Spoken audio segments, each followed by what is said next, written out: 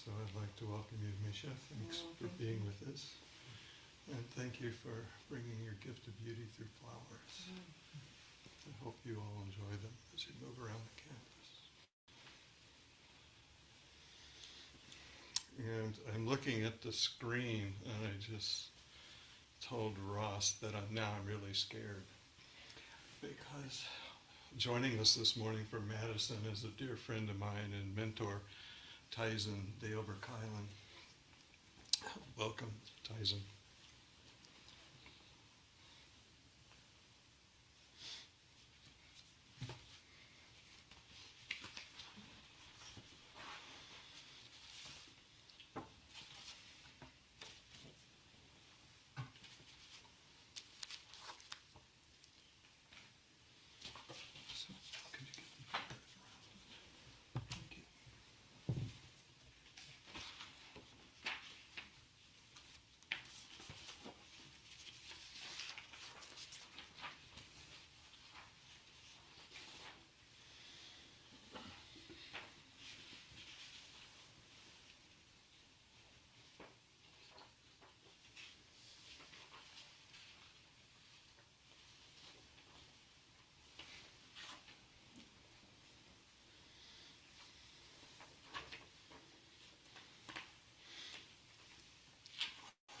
So what's coming around are the 12 links of dependent arising.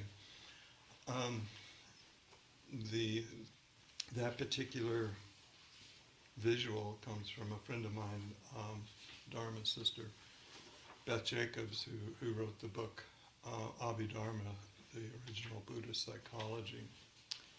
So I want to thank her for letting me pilfer.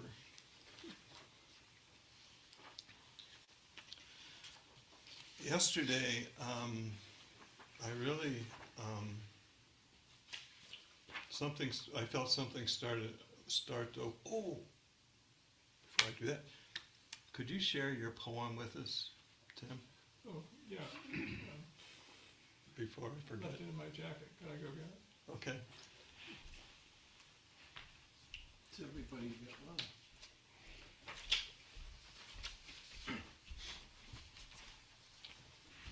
Thank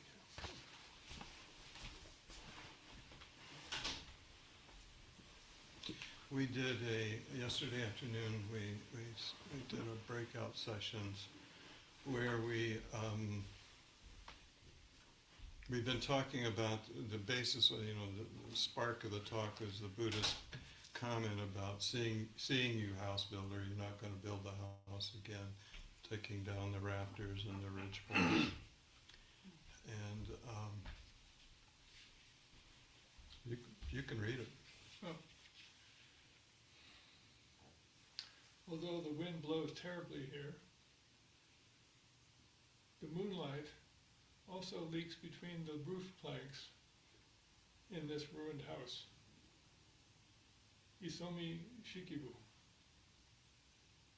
around the year 1010.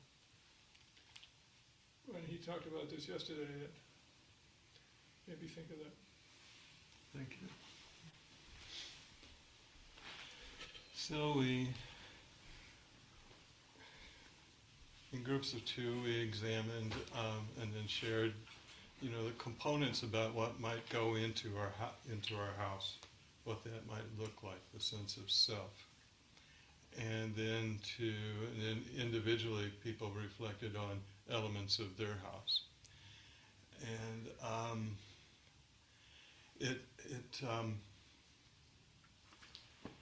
I felt something moving. I'm still feeling it. So there's an energy moving. I think we might tap on something in Sesshin that can be really interesting. So we practice carefully, attentively, intimately, and see what happens. In this sharing, what we in the movement, so we went from, we talked about this sort of rigid language in this quote. And in our process, we started looking into the empty nature of these houses, right? So the empty nature of self. And what I was also hearing was, dependent arising, this existing, that existing, this no longer exists, that no longer exists. As you were looking into your houses, you discovered, the conditions for that at that point in time, at a certain point in time, are no longer there. Right? And something else has come along, this flowing dynamic of this house.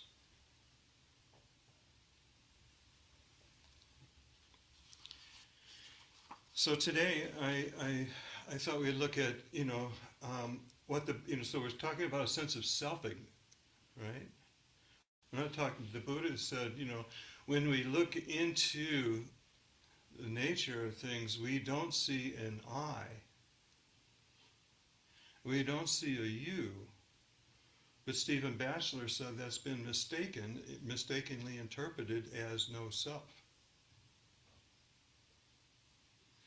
So we look as what we're looking into, what we're coming into, is in this dynamic is selfing, the continual rising and flowing, causing and conditions that shape and feed and change this thing, this self here.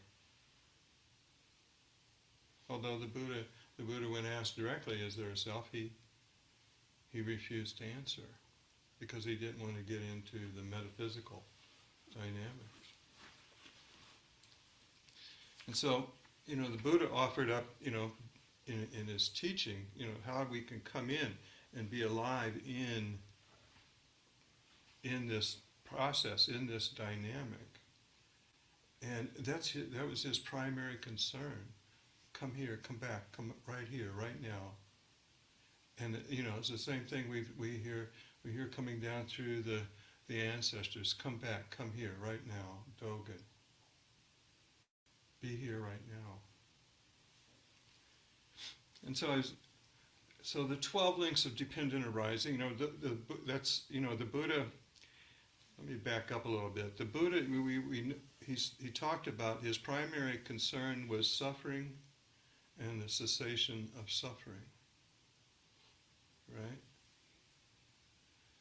And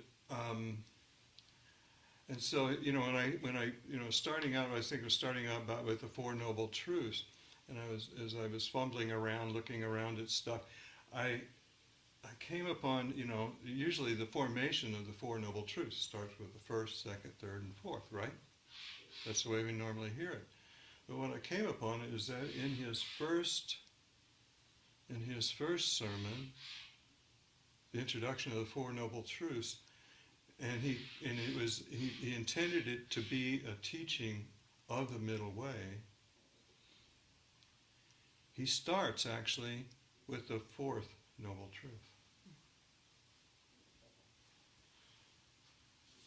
And when I think about the fourth noble truth, right understanding or right view, right thought, right speech, right action, right livelihood, right effort, right mindfulness, right concentration. It's what he's taken us into this awareness, the relational awareness of existence, the relational nature of that, and the relational nature of this practice, what it's waking us up to. He's setting the middle way right into the relational dynamics, making us aware right then and there. And so the relational, is when we talk about suffering, it's not only suffering that we cause ourselves, but what we is caused to others. And to understand the nature of the pattern of suffering in dependent arising. Okay? So the first noble truth is there is suffering. Now, I don't hide from that word. It's often interpreted as dissatisfaction or dis-ease, and I think that the word suffering encompasses those. It's a spectrum. But stuff happens, right? It happens, and it hurts. And so then there's the response to the suffering, to the experience, right? That's so we're seeing into the cause of suffering, the response. So he talked about the two arrows. There's the first arrow, and then the second arrow is what we add to it. And what we add to it is our conditioned response to experience, which we'll get into here shortly. Primarily craving and attachment. And there, right in there, we're getting into the arising of selfing, craving and attachment. And then, and then seeing into the cessation of suffering. And so as we see into the dynamics, we become more alive to bringing awareness to. But the cessation is ultimately through the Eightfold Path.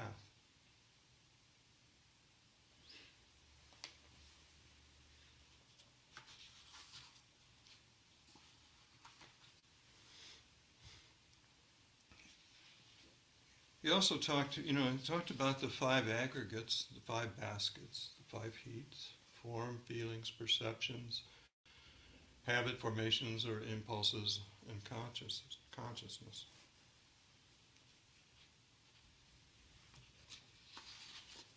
And that will run his examination of those dynamics will run from here on through Yogacara, as does the thread of dependent arising. These dynamics. We start thinking about these things in terms of dependent arising. That the nature of rising and falling away.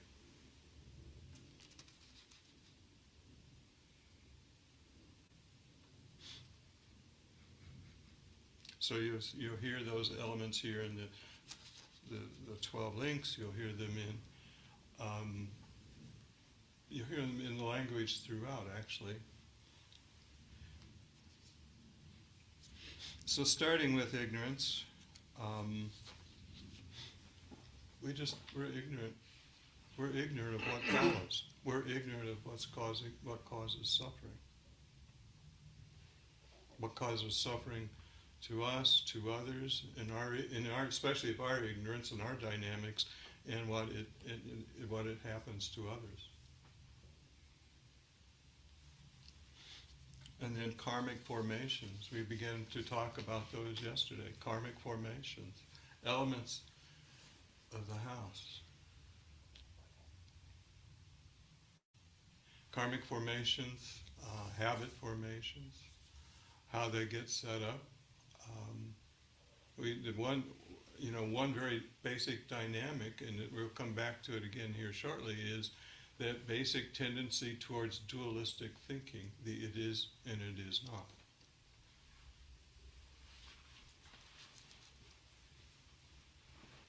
Then the consciousness, mentality, materiality, the six sense bases, and contact, feeling, craving, clinging, existence, birth, old age, and death.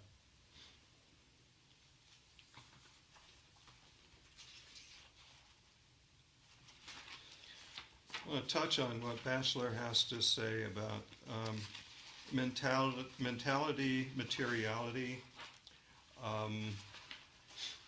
or name, form, nama, rupa. And he says this is often, this has come to be, interpreted or defined as mind and body. But he says there is no and in there, and there's actually, in the Buddha's discussion of it, there's actually no mind, because there's, there's no consciousness in here yet. And we'll get back to that because consciousness precedes, right?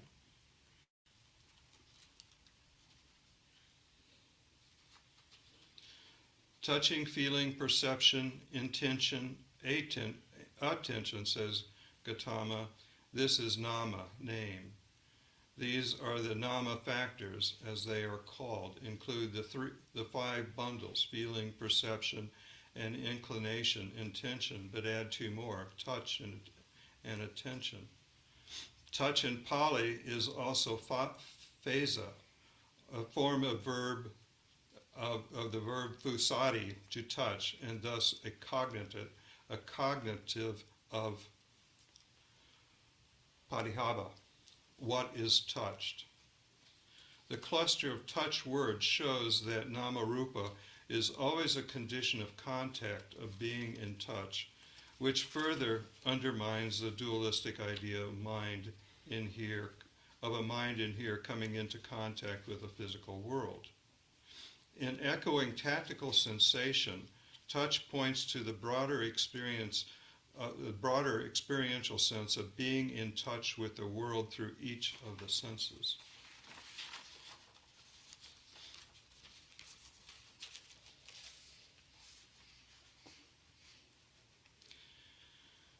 So if consciousness is not in there, Bachelor asks, so how does consciousness come about?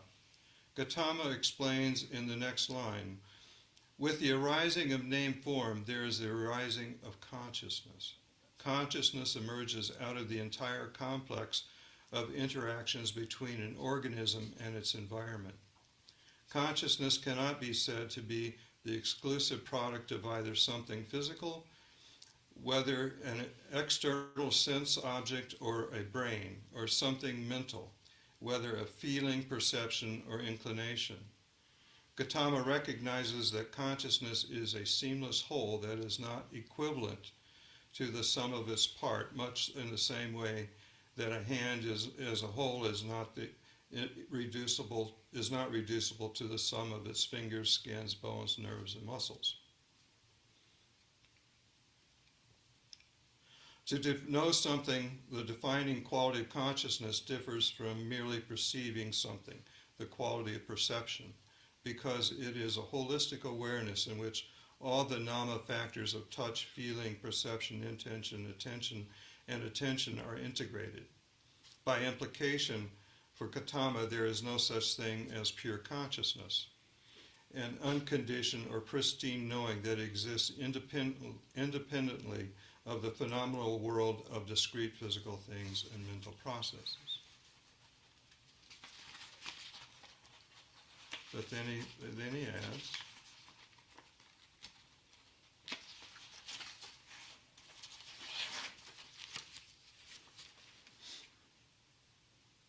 but this causality that he's talking about is not quite so straightforward. Gautama rejects a simplistic, one-directional view of causality, of either consciousness causing name form or name form causing consciousness. The same passage concludes with his recognition that the experience of life entails having consciousness with name form as its condition and name form with consciousness as its condition. He understands each to be a condition for the other. They are interdependent. So that also gives us a sense of the dynamic of these links, this interdependency back and forth between the links.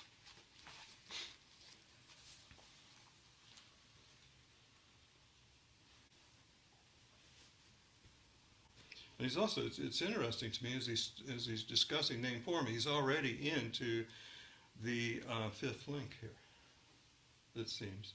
The six senses.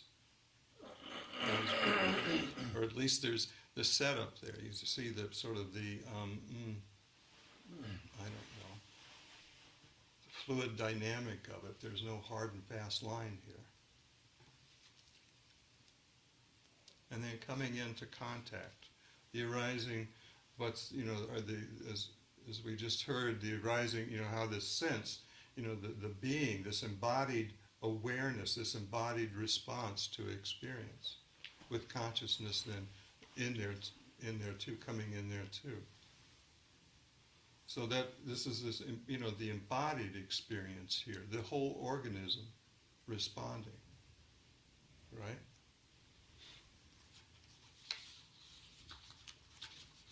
I'm gonna jump ahead just a little bit into tomorrow, going into Dan Siegel's book,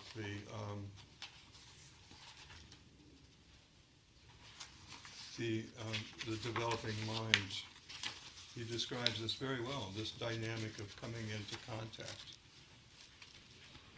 When one of us speaks to another, the voice box stimulates the movement of the air molecules manifested as kinetic energy. The eardrum responds to this energy flow by creating an electrochemical energy movement within the acoustic nerve and downstream neural circuits of the brain. Ions flow in and out of the neural membranes, and the release of chemical transmitters activates downstream neurons. When these patterns of neural firing match with prior learning, then this energy flow has informational value, and the listener can understand what the speaker has said. But we also, so there's just that basic understanding, but we also just imagine for a minute the conditioned patterns coming in there. The energy exchange from, who knows, let's say I'm talking to Misha, we're talking, and how her system is taking, what's arising in response to what's coming from me, my habit patterns, and then back and forth.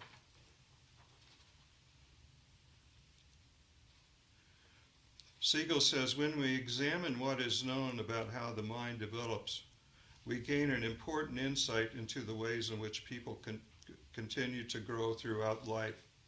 The mind does not stop developing, even as we grow past childhood. I've got the wrong quote here. Just a minute.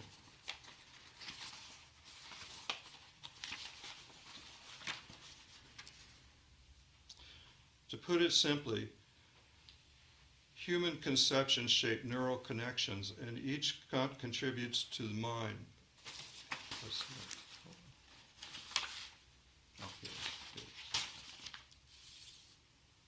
One implication is that we don't own our minds, that we, our individual selves, are interdependent on others for the functioning of our minds. This relational part of the definition makes some people uncomfortable.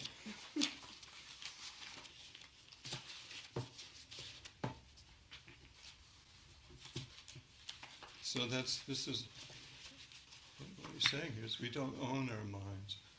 What is the lack of I or me in this dynamic? And when we look at, I'll just continue. So there's the contact. And then the feeling. That's generally interpreted as pleasant, unpleasant, or neither. Generally, but now we know there's a much more primal response happening, right?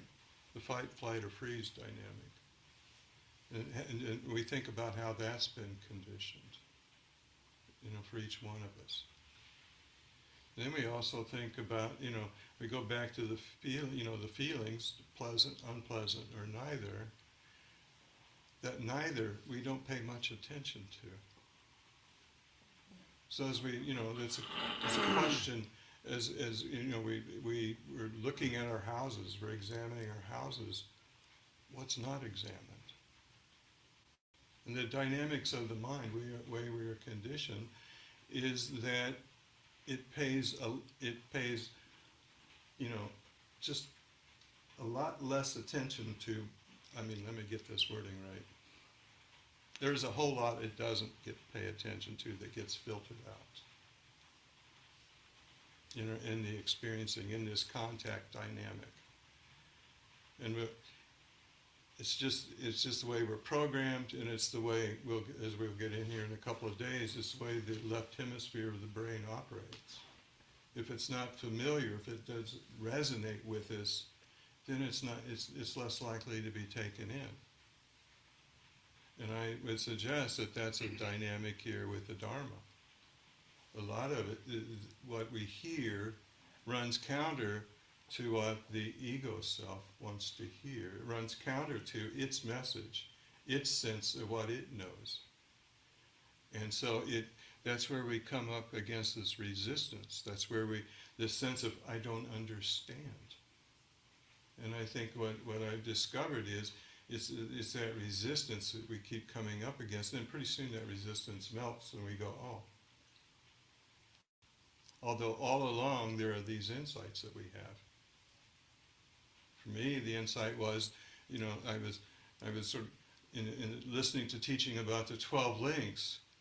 I was saying, in the language, the language given, with ignorance as a condition, there is this. With karmic formations as a condition, there is this.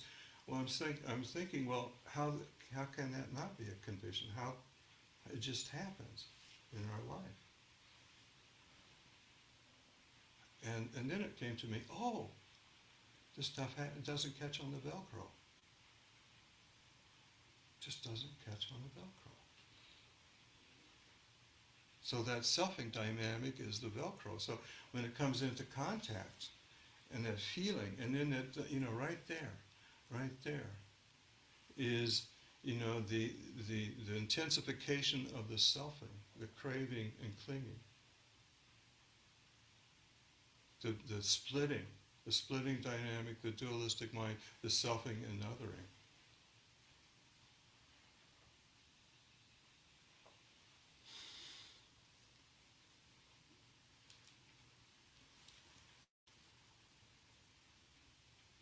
So for me, I'm not going to, the existence, birth, old age, and death, it's what we're talking about, the repeated patterns, not seeing into our habitual patterns and how they're repeated.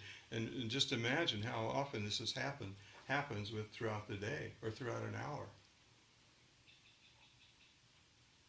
These patterns, we're not awake to them. The reinforcing, as we're going to hear tomorrow, the reinforcing of neural pathways. Very simply. Reinforcing of our habit patterns.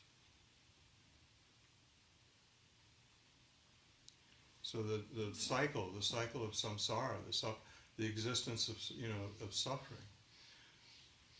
I won't get into, the teaching traditionally is, the rebirth, the dynamics of rebirth into one existence, the propelling from one existence into another. I'm not going to get into that right now because I'm not ready to. But for me, especially as a therapist and as a practitioner, I see, if I'm not awake, I'm stuck in the same patterns. Over and over, I'm in these cycles.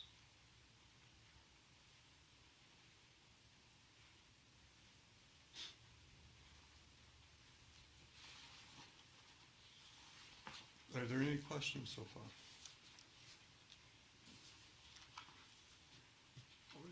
With the, you said that the 12 links. What are they linking, or what's the? The language is that, for instance, starting with ignorance. With ignorance as a condition, there are karmic formations. With karmic formations as a condition, there is consciousness. With consciousness as a condition, there is nama, rupa, name, form, and so forth. So the dynamics of causality here. Okay. Does that make sense now? Yeah. And they're considered a loop, not like. Oh. Like a net. Well, that's where you can take this and have fun with it. You can start mapping yourself on this actually. You can say, in sort of, where you happen to wake up. All right, where on this do you wake up? And then as you're waking up, for instance, let's say right at the point of contact or feeling, right in there, is a good place to be awake to. as in experience. Oh, this happens, and then this is, you're awake to the arising. You're awake to, well, what's coming, and then you, oh, and then you, what it might happen actually is might shed light back onto the karmic formations.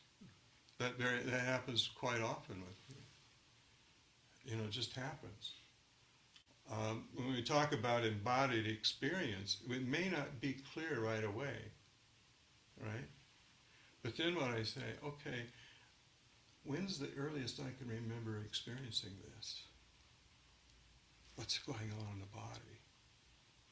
And then I go, oh, my first efforts at teaching mindfulness. But I was building on what I learned in training with EMDR, eye movement desensitization reprocessing, and so what you do is you locate a negative cognition, and it's very often is I'm not good enough, right? And so then you're asked, okay, when's the earliest you can remember experiencing I'm not good enough? And it's amazing where it takes people. When that question, when's the earliest that you can remember experiencing? And I was working with people, teaching mindfulness, and I can't remember all the dynamics, but getting them, okay, what's coming up for you right now? And then I would ask, when's the earliest that you can remember experiencing this? And it was the facial expressions around the room was like, it was almost startling for people that they weren't expecting it. So, you can, and then, or you're in the midst of the craving, clinging, or okay, you pass that now, and then you're into something else. Okay, and then you say, oh, and then you can begin to track, just from feeling to contact.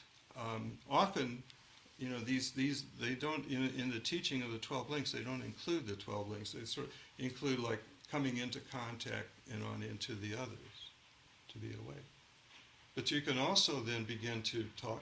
See as you're doing this, things are lighting up, right? Ignorance is being dispelled. And then you begin to see is the more this happens, where are you waking up in the process here? Okay. I also want to quickly, I think I stand to be corrected here, but I think also we can work in Yogacara here. So for me, Yogacara is more condensed, streamlined version. So you have the 8 consciousnesses, right? You have form, feeling, let's see, eye, ears, nose, tongue, body, and ears. And then the 6th is mind, manas, vijnana, mind consciousness. And then you have manas, and then you have the alaya vijnana, the storehouse consciousness, right? That 6, so things coming into contact, right? That 6th consciousness, that manas vijnana, the mind consciousness, is acting as a gatekeeper. What's allowed in, what's not allowed in. And then the 7th consciousness, manas, is what's happening. What I suggest. So I suggest is what's happening here is we're coming into feeling, craving, and clinging. It's this proliferation. So you notice what's happening. Something is happening. There's this activation, and then we go into the storylines, right? Just watch that happen. Watch where it takes you. Watch where it takes you emotionally. But what's coloring all of this is the seeds of becoming in the storehouse consciousness, the alaya vijnana. Right?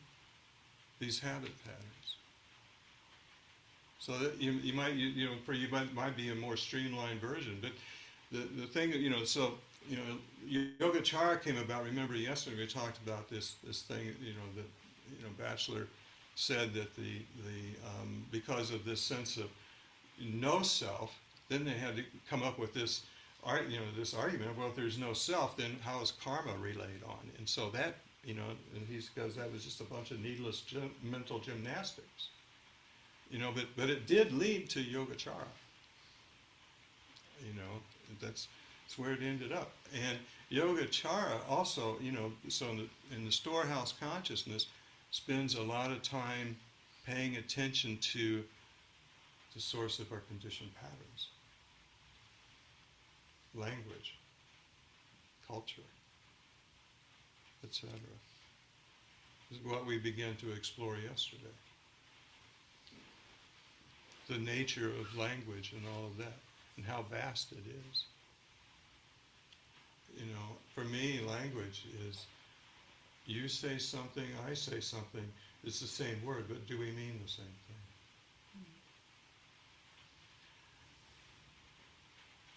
I say something, you say something, you see the expression on my face, the tone of my voice, how I use the language. It may be the same, we might be speaking the same language, but then how do I use it?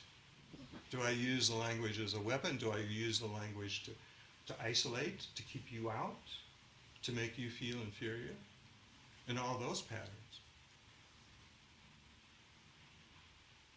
And so, being all these seeds of becoming and watching them arise in the experience, and begin to appreciate how much the mechanism blocks out.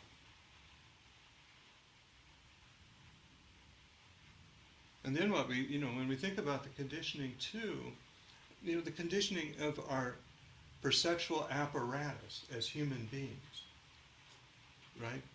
It's not the same as other organisms. And so we think we see everything as it is. We think we see all there is to be seen, but do we? And in my conditioned patterns, how does that shape my experiencing, seeing of you?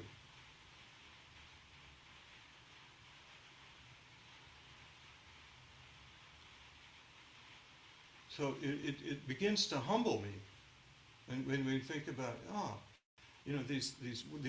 these overlays that we put onto experience, and we think that's it,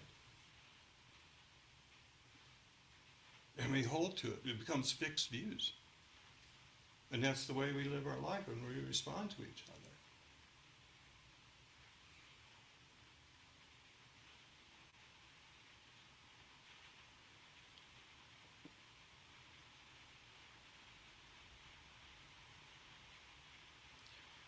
So where are we with the time? I don't have a schedule. 3 minutes over. Oh. So it'd be a good place to stop for just a few questions. Yeah, okay, a few questions. You were talking about being stuck in a cycle. So let's say we're stuck in a cycle and we're able to watch, like it repeat. Okay, so that feels like a good first step, is like watching it. So like you're watching and watching, and then what do you do after that? Is it counterproductive to investigate it, or No.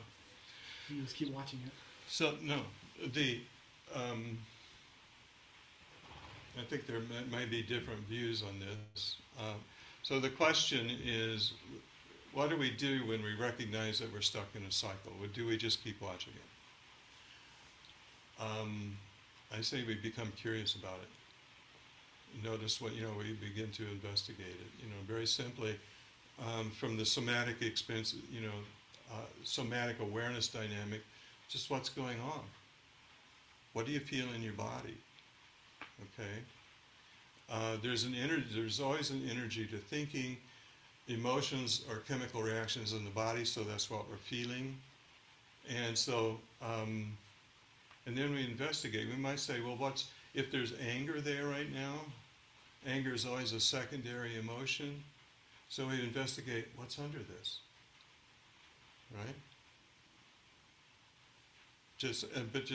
But just very simply, and noticing any resistance to it, any pushing away, and you can then, if nothing else, you can drop right into the root of it, to the craving and aversion, to the clinging and aversion. Just be with that energy dynamic until you feel the release. Okay, you will feel the release. And so the Buddha said, notice when it's like this and when it's like that. When you notice these transitions, these shifts, that becomes part of the embodied memory. That's a sign that the neural pathways are changing. Okay, but very simply bringing awareness to and being with it and spending time with it. We don't have to analyze it, but unless we want to. We're curious. Where did this come from? But we just simply bringing awareness to, for me, it's like a parent being with a child, and the child falls and scrapes her knee, and it hurts, right? And we just simply bring that, okay, it's going to be okay eventually. I'm here with you, you're safe now, and that sense of presence. We're bringing that sense of presence, and that's very important. And I think what then begins to happen is we're working with that dynamic, that gatekeeper. So the gatekeeper becomes less rigid. Okay, and but it's a rewiring process. It's not a linear thing, and then the system tends to forget. I think it's because the ego dynamic wants us to forget, because that's a dynamic working with dreams. So it's a forgetting.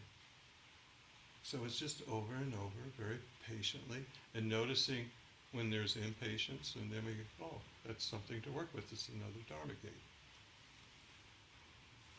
Yeah. Something along those lines. So I notice I'll have these isolating thoughts.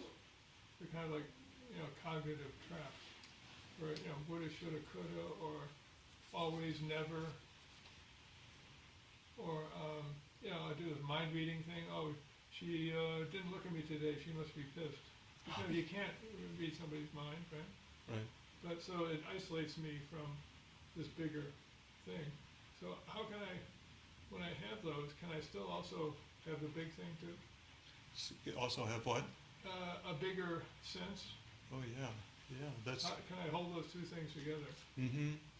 And that's what's happening here is as the dualistic mind and the selfing another begins to fall away, we're more able to hold in multiple realities at once. And so, we can't,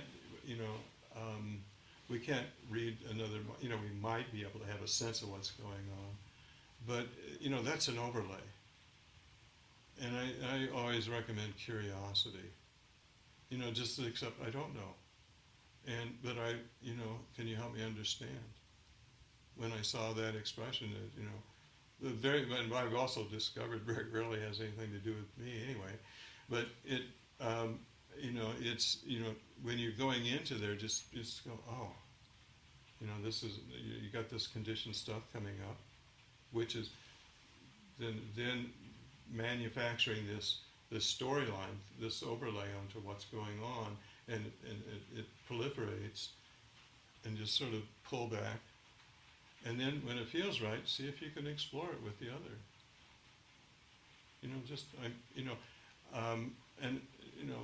We sort of learn. We have to learn the language around that too, because we can become nosy, prying type of language, or I just noticed this.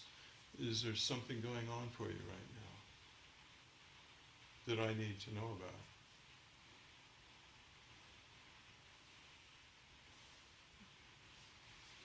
I'm a little bit confused now. what you just described is how mind works, our mind and everyone else is right. But yesterday, a couple of times, you said that you cannot use mind to study mind. Ah, How did you, or anyone, not you personally, how does all this information came about? How was this study done? the question is that yesterday I said, referring to a quote from Bodhidharma, if you use this mind to study the mind, in reality you won't understand either. If you can bear with us for a while longer, I hope to get to that, to see what sense of that comes to you.